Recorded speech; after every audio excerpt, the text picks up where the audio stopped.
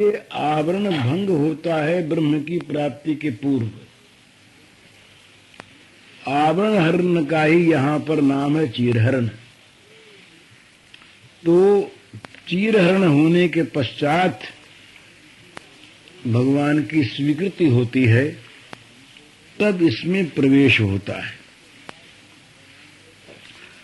तो ये भगवान का शरीर अस्थिर रक्त मज्जा मांसमय नहीं, ये भगवान का शरीर जो है ये सच्चिदानंदमय है। और एक इसमें विशेषता क्या है, सच्चिदानंदमय देह में क्या होता है कि आंख सूख सकती है, हाथ देख सकते हैं, कान खा सकते हैं, जीभ सुन सकती है। मतलब ये है कि भगवान चाहे तो हाथों से देख लें, आंखों से चलें, जीभ से के बदले त्वच से स्वाद लें, क्योंकि उनका सारा का सारा अंग अवयव शरीर ये दिव्य है। उस कृष्ण का सब कुछ कृष्ण है, क्योंकि सर्वथा वो पूर्णतम है। और इसीलिए एक विशेष बात क्या है भगवान के इस शरीर में, हम लोगों का शरीर है ना, ये छोटा बच्चा होता है, फिर बढ़ता है, और बढ़ करके फिर उसमें धीरे धीरे विकास होता है और फिर क्षय होता है। लेकिन भगवान का शरीर 15 वर्ष तक तो बढ़ता है, और 15 वर्ष के बाद फिर बढ़ता नहीं, ज्यों का त्यों रह जाता है। लेकिन उनके सौंदर्य का उत्तर उत्तर विकास होता है, सौंदर्य का विकास होता है। इसीलिए वो उनकी जो रूप माधुरी है ये प्रतिक्षण बढ़ने वाली है। भगवान की रूप माधुरी प्रतिक्षण बढ़ने वाली है। क्यों? कि वो सच्चिदानंदमय विकासशील है, विनाशशील नहीं। हम लोगों के जवानी के बाद बुढ़ापा आता है, बुढ़ापे के बाद मृत्यु होती है। जवानी का रूप बुढ़ापे में विकृत हो जाता है और मरने में भयानक हो जाता है। लेकिन भगवान का जो स्वरूप सौंदर्य है वो जवान नहीं होता, किशोर अवस्था में रहता है, 15 वर्ष से बड़ा नहीं होता। और इसके बाद उसका सौंदर्य उत्तर उत्तर बढ़ता रहता है। तो उनकी जो रूप माधुरी है भगवान की, ये नित्य वर्धनशील है, नित्य नवीन सौंदर्यमयी है। उसमें ऐसा चमत्कार है कि वो औरों की बात छोड़ दें, वो भगवान के अपने मन को आप आकर्षित कर लेती है। स्वमन मोहिनी उनकी सौंदर्य माधुरी है। तो इसलिए ये विशुद्ध स्वरूप में किसी प्रकार की बुरी कामना नहीं करनी चाहिए, बुरी भावना नहीं करनी चाहिए। तो ये गोपियों साधना पूर्ण हो चुकी, आवरण भंग हो गया। अब भगवान ने अगली रात्रियों में उनको आश्वासन दे दिया। तो अब वो अगली रात्रियां कौन सी हैं, ये बात भगवान की दृष्टि के सामने है। उन्होंने ये कहता शारदीय रात्रियों को देखा, वीक्ष। तो भगवान ने देखा, इसका अर्थ क्या है?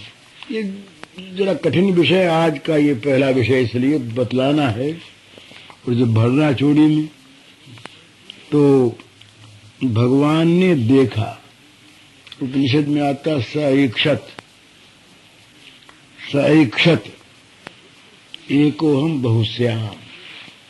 ये भगवान जब सृजन करते हैं संसार का, तो क्या करते हैं? वीक्ष ऐक्षत क्या करते हैं? इनमें एक संकल्प होता है, तभी हमें खेलना है। दूसरा संकल्प होता है कि खेलना अकेले में होता नहीं, एकाकी न रमते। उपनिषद में है, अकेले में रमन नहीं होता। तो क्या करें? सईक्षत एकोहम बहुश्याम।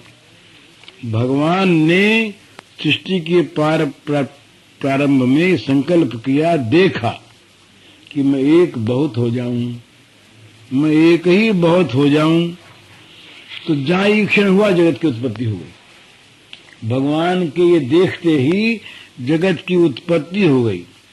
वैसे ही बड़ी विचित्र बात है, बसंत में खिलने वाले तमाम पुष्प शरद में खिल गए। शरद की रात्रि बसंत की रात्रियों से अधिक भावमयी हो गई। तो भगवान ने देखा, तो अर्थात रास के प्रारंभ में भगवान के प्रेम वीक्षण से, प्रेमेक्षण से शरत काल की दिव्य रात्रियां बन गई। इसीलिए वहां पर बड़ी सुंदर चीज है समझने की, तारात्रि ही कहा है भगवान ने। तारात्रि ही, शरद पूर्णिमा की रात को ही हम तो मनाते हैं ना रास पूर्णिमा, एक रात नहीं थी वो। भगवान ने देखा तो अनेक रात्रियों की एक रात्रि हो गई, अनेक रात्रियां हो गई, अनेक दिव्य शरत काल की अनेक दिव्य रात्रियों की सृष्टि हो गई। देखते ही सईक्षत वीक्ष, तो मल्लिका पुष्प, चंद्रिका इत्यादि जितनी भी उद्दीपन सामग्री, वो सारी भगवान के द्वारा वीक्षित, अर्थात लौकिक नहीं अपराकृतिक। ये भाव दिखाया ऐक्षत से कि वो देखी, भगवान ने देखा, तो भगवान के देखते ही वो अपराकृत रात्रियां, अपराकृत पुष्प, अपराकृत चंद्र की चांदनी, ये सब प्रकट हो गई। और अब क्या करें, इनके पास मन था नहीं,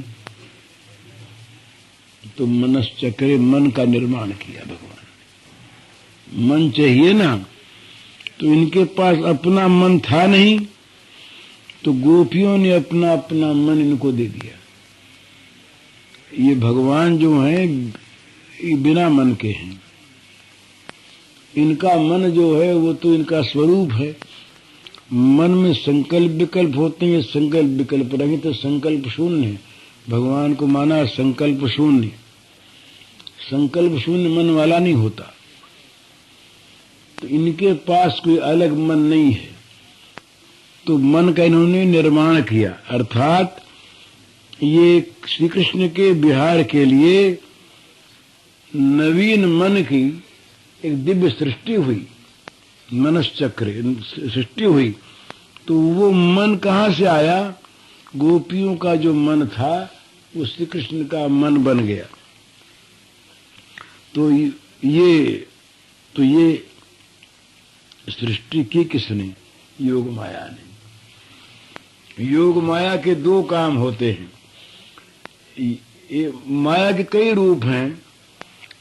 एक योग माया के द्वारा भगवान काम कराते हैं और एक योग माया भगवान से काम कराती है।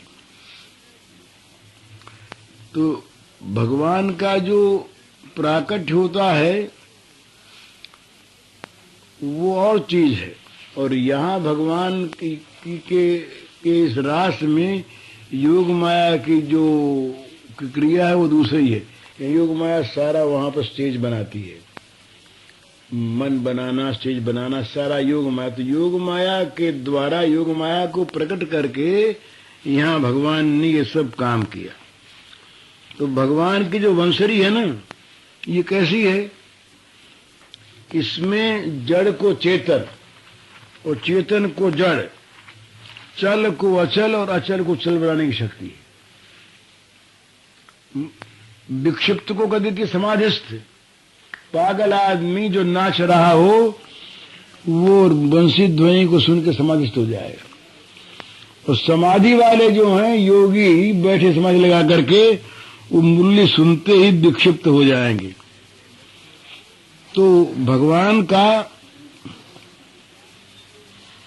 ये प्रेम दान हुआ गोपियों को। तो प्रेम दान को पाते ही गोपियां निश्चिंत हो गई थी। ये जब तक प्रेम नहीं मिलता भगवान का, भगवान में राग नहीं होता, तब तक मनुष्य निश्चिंत नहीं हो सकता। चिंता जो है ये तब तक मिट नहीं सकती। तो गोपियों को मिला भगवान का प्रेम दान, तो गोपियां निश्चिंत हो गईं और घर के काम में लगी थी। घर का सारा काम कर रही, निश्चिंत थी। घर की चिंता नहीं, घर का काम गोपियों के द्वारा हो रहा और गोपियां निश्चिंत।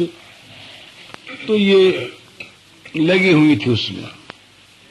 तो कोई अर्थ में लगी थी, कोई काम में लगी थी, कोई मोक्ष साधन में लगी थी। काम हो रहा था, ये सब लगी हुई थी अपने अपने काम में, पर उनमें से किसी पदार्थ की उनको चाह नहीं, किसी पदार्थ में उनकी आसक्ति नहीं। ये उनकी विशेषता थी। और इसका प्रत्यक्ष प्रमाण यह है कि बंशी ध्वनि को सुनते ही कर्म की पूर्णता पर उनका ध्यान नहीं गया। भाई ये रोटी बेल रही हैं तो बेल कर तवे पर डाल के सेक के फिर चलें। भाई कपड़ा पहन रही हैं तो पूरा पहन के फिर चलें। बच्चे को दूध पिला रही है तो इसको पिला दिया जाए फिर चलें। कर्म की पूर्णता पर उनका ध्यान नहीं गया। काम पूरा करके चलने की बात उनके मन में नहीं आई। क्यों? कि वो काम तो कर रही थी, पर उस काम में उनकी आसक्ति नहीं, काम की उनको चिंता नहीं, काम की पूर्ति का उनका उद्देश्य नहीं, वो पदार्थ नहीं चाहती थी। ये उनकी विशेषता। तो वो चल पड़े। अब ये बड़ी सुंदर समझने की चीज है। एक चलना होता है किसी काम से और एक चलना होता है विषयासक्ति शून्य सन्यासी का। वो चलता है। बाबा कहा करते थे कि हमारा जो ये काष्ठ मौन है ये तो अधूरा है, अपूर्ण है। काष्ठ मौन का वास्तविक स्वरूप क्या होता है कि चल दे। कहाँ चल दे, क्यों चल दे, इसका पता नहीं। चल दे, गंगा के किनारे किनारे चल पड़े। न कोई आसक्ति है, न चलने का कोई अर्थ है। रास्ते में कहीं कपड़ा गिर गया तो गिर गया, और शरीर जहां गिर पड़ा नींद के लिए, नींद आ गई, गिर पड़ा, उठा फिर चल दिए। जहां शरीर गिर गया किसी ने जाते में रोटी सामने करके मुंह में दे दी तो खा लिया। तो विषयासक्ति शून्य जैसे सन्यासी चलता है, हृदय में वैराग्य की प्रदीप्त ज्वाला है, सब भस्म हो गया उसमें।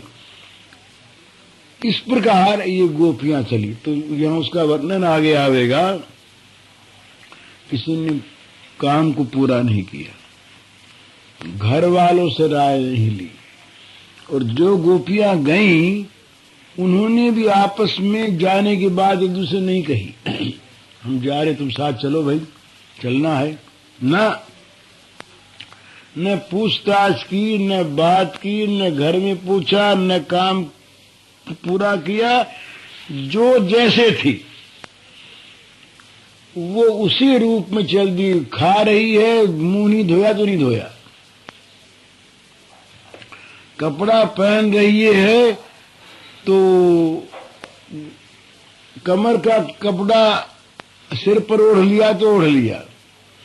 गहना पहन रही है, गहना उल्टा हाथ का पैर में पहन लिया तो पहन लिया।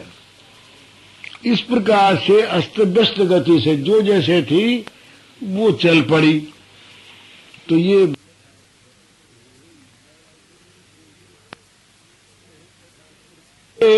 गोपियां ब्रज और श्री कृष्ण के बीच में मूर्तिमान वैराग्य है, मूर्तिमान प्रेम कहा नहीं जा सकता। तो जगत से दो चीजें जो हैं, जगत की आसक्ति और जगत का काम, ये दोनों इनमें नहीं रहा। तो अब इनकी साधना क्या है? साधना के दो भेद हैं। एक होती है वैधि साधना और एक तो और एक होती है मर्यादा रहित अवैध साधना।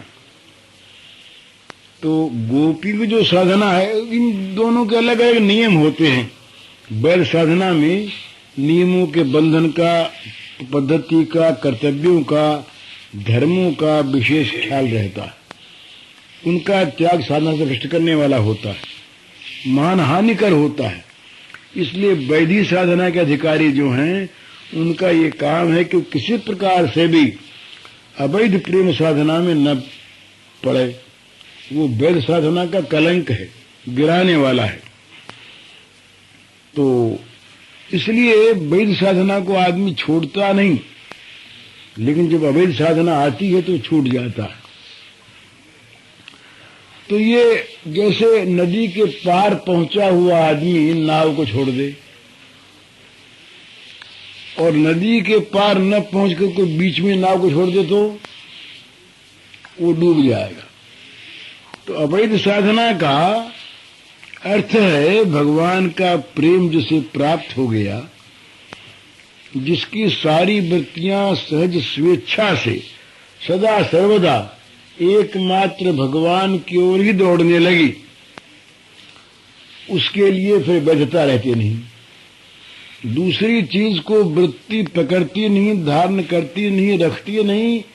इसलिए नियम पूर्वक कौन करे? नियम पूर्वक करने वाला जो संस्कारी था वो उस रूप में रहा नहीं। तो वेदानुन्मूलयति, वेदों का उन्मूलन हो जाता उस अवैध साधना में। वो आगे आएगा, मर्यादा के सेतु का भंग हो जाता है। पुल से पार हो गए, पुल टूट गई, मर्यादा सेतु भंग हो गया। तो ये गोपी जो हैं इस साधना के उच्च स्तर पर परम आदर्श रूप में थी। इसीलिए उन्होंने घर द्वार, पति पुत्र, लोक परलोक, कर्तव्य धर्म, भोग मोक्ष सबको छोड़कर, सबका उल्लंघन कर जो परम धर्म स्वरूप श्री भगवान कृष्ण है उनको प्राप्त करने के लिए अभिसार किया। उनका ये पति पुत्रों का त्याग, ये धर्म का त्याग नहीं, ये अवैध साधना के धर्म का पालन है। ये यहाँ पर स्वधर्म है। सन्यासी जैसे सब घर वालों को छोड़ देता है ना वैराग्य से, तो उसके छोड़ने का अर्थ ये नहीं है कि वो कर्तव्य का त्याग करता है। सन्यास का कर्तव्य ही है सबको छोड़ देना। तो इसी प्रकार ये सर्वधर्म त्याग जो है गोपियों का है, सर्व त्याग करे करे करे कृष्ण भजन। ये गोपियों के लिए कहा चैतन्य महाप्रभु ने कि सर्व त्याग माने सर्वधर्म त्याग। और सर्वधर्म त्याग की आज्ञा भगवान ने दी शरणागति में। सर्वधर्मान परित्यज्य, ये भगवान के शब्द हैं, औरों के नहीं। तो वहां पर वैध धर्म की आवश्यकता बताने के लिए कहना पड़ता है कि धर्मों के त्याग की बात का अर्थ है धर्मों का आश्रय त्याग करो। धर्म त्याग की बात नहीं, पर नाम तो धर्म त्याग का है। तो गोपियाओं का जो ये त्याग है, ये त्याग सर्वधर्म त्याग ये सबके लिए नहीं है। ये त्याग वही कर सकते हैं जो भगवत प्रेम को प्राप्त हैं, और वे भी जानबूझकर त्याग नहीं करते। जैसे सूर्य का मध्याह्न का प्रकाश होने पर और ये तेल दीपक का त्याग अपने आप हो जाता है, फिर तेल के दिए को कौन लिए घूमता है। तो ये जितने और धर्म हैं ये तेल के दिए के समान है, और भगवत प्रेम जो है ये सूर्य के प्रखर प्रकाश के समान है। तो भगवत प्रेम की जब ऊंची स्थिति होती है तब होता है, तो वहां कहा है वेदानपि संन्यसति। नारद जी का वचन है वेदानपि संन्यसति केवलम अविच्छिन्नम अनुरागम लभते। ये नारद जी ने कहा कि वेदों का अर्थात वेद मूलक जितनी धर्म की मर्यादाएं हैं उन मर्यादाओं का वो संन्यसति सम्यक प्रकार से भली भांति त्याग कर चुकता है। वेद की कोई मर्यादा उस पर बंधन रूप नहीं रहती। क्यों? कि वो अखंड केवलम अविच्छिन्नम अनुरागम लभते, केवल अखंड विशुद्ध अनुराग को प्राप्त करता है। तो विशुद्धानुराग में रहता क्या है? अनुराग में रहता है केवल प्रेम और केवल प्रेमास्पद।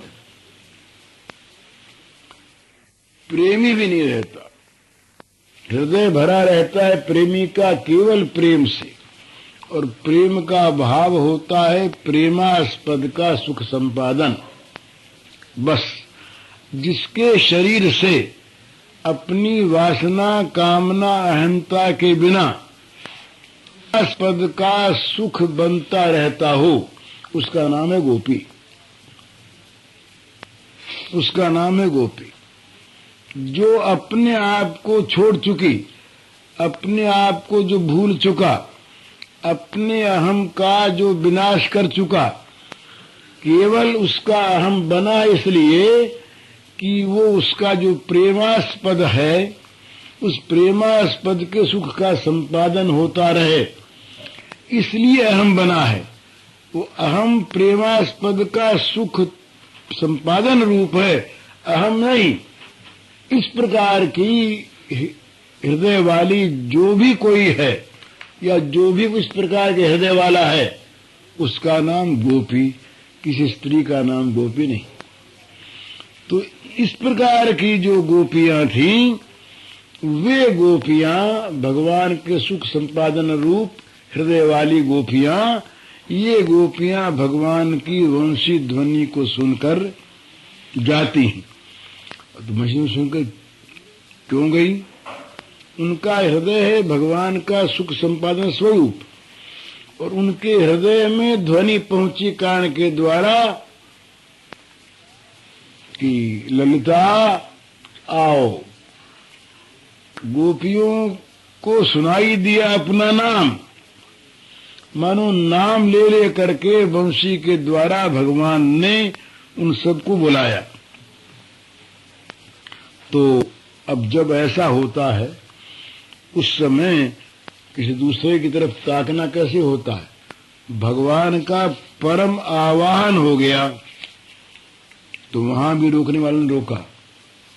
बड़ी सुंदर बात वहां पर आती है कि रोका, लेकिन रुके कौन?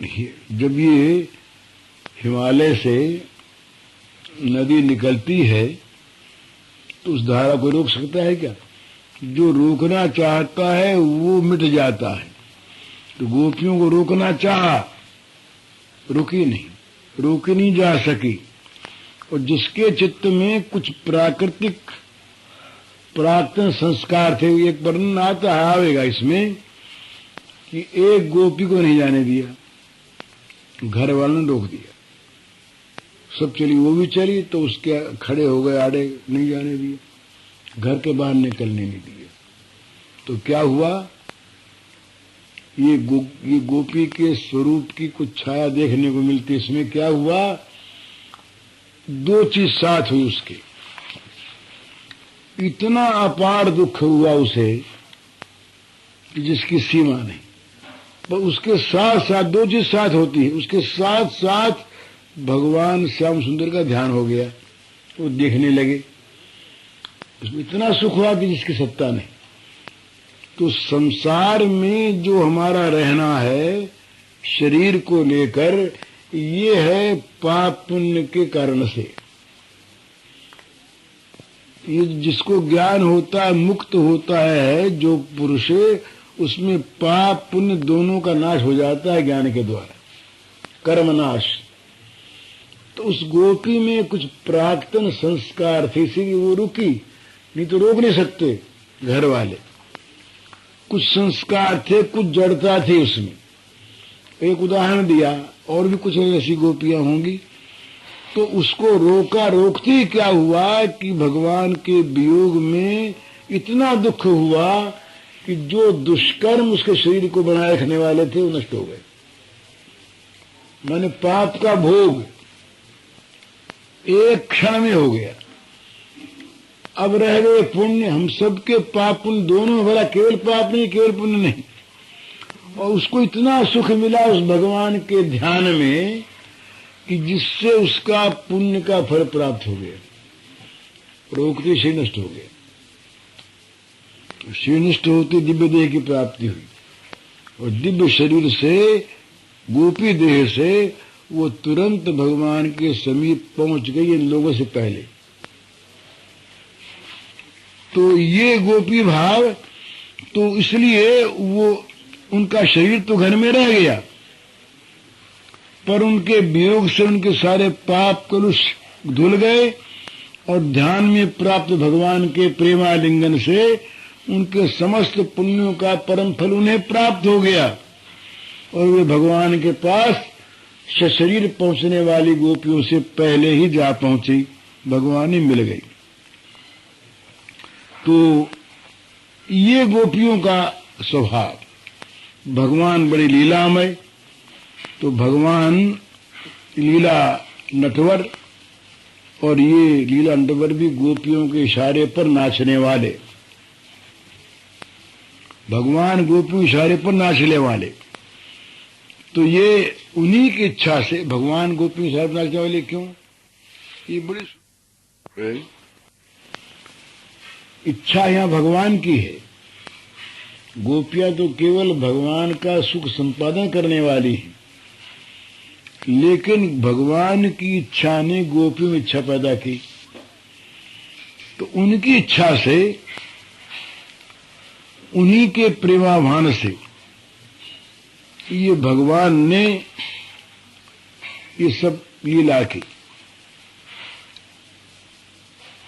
बंसी बजाई, गोपियों ने उसको सुना, इन गोपियों ने विचार किया, और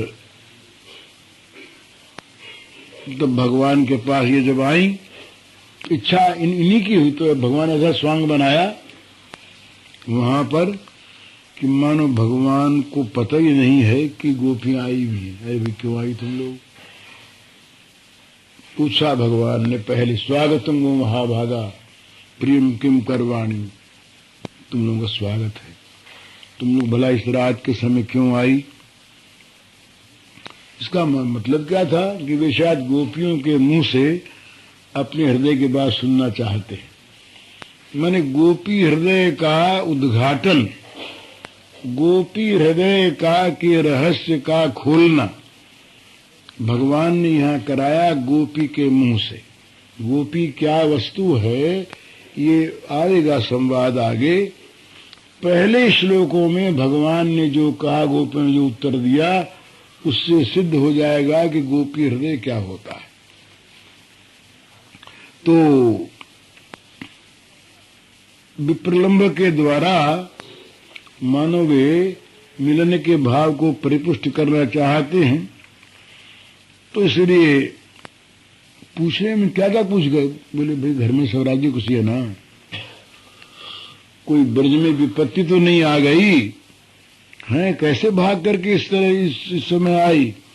अरे अरे घर वाले ढूंढते होंगे, यहाँ ठहरना ठीक नहीं। और वन की शोभा अगर देखने आई तो वन की शोभा भी देख ली, अब लौट जाओ। और अगर वो देखो तुम्हारे गायों के बछड़े सब ऐसे ही खुले रह गए हैं, और देखो बच्चे रोते होंगे। और फिर देखो एक बात है, ये घर वालों की सेवा करना ये मोक्ष का अनुकूल कार्य है, तो इस सेवा को छोड़ करके यो रात को भटकना स्त्रियों के लिए ये ठीक नहीं। स्त्रियों को तो अपनी पति की सेवा करनी चाहिए, कोई कैसा भी क्यों न हो, सनातन धर्म है, ऐसा कहा। तो तुमको वहां जाना चाहिए। और ये भी मैं जानता हूं कि तुम मुझसे प्रेम करती हो, तो प्रेम के लिए कोई ये थोड़ी है आवश्यक है कि पास आ जाए। श्रवण मनन दर्शन ध्यान इन सब की अपेक्षा इनसे तो प्रेम खूब बढ़ता है। चाहे पास न हो तो तुम जाओ और अपने सनातन सदाचार का पालन करो। इधर उधर भटको मत। इस प्रकार से भगवान ने आगे आवेगा। भगवान ने कहा तो ये जो शिक्षा है ये शिक्षा बड़े काम की, पर ये शिक्षा असल में गोपियों के लिए नहीं है।